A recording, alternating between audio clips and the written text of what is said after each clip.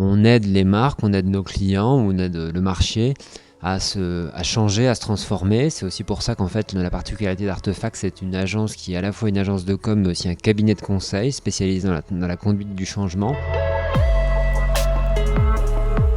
Le changement, ça prend du temps, c'est un vrai travail.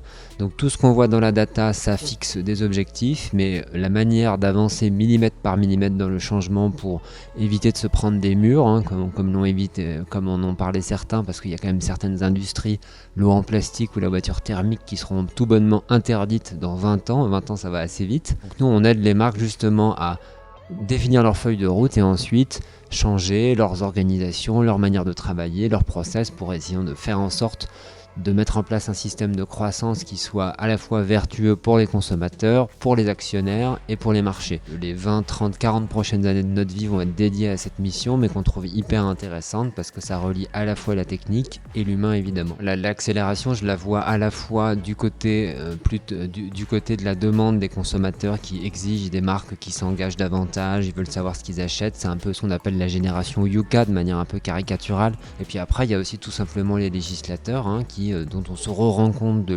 l'utilité dans des périodes de crise où effectivement tout le monde se tourne vers l'État.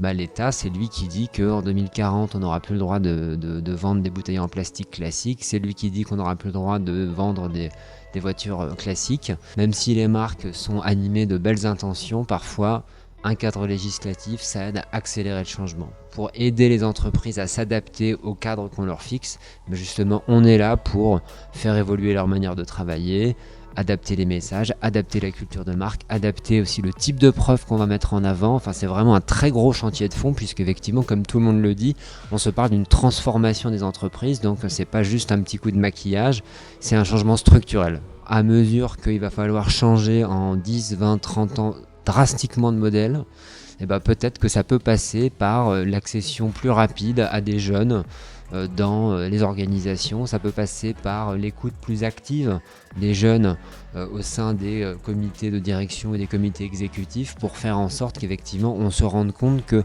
en fait les jeunes c'est pas juste des petits jeunes sympas qui se tutoient et qui passent la vie sur TikTok et les yeux rivés sur leur écran. Si on veut non seulement gagner ce marché, mais aussi gagner la confiance, ou même plutôt regagner la confiance de ces gens qui globalement sont quand même vaguement cyniques vis-à-vis des institutions de tout type, que ce soit privé ou public, peut-être qu'il faut commencer par les écouter.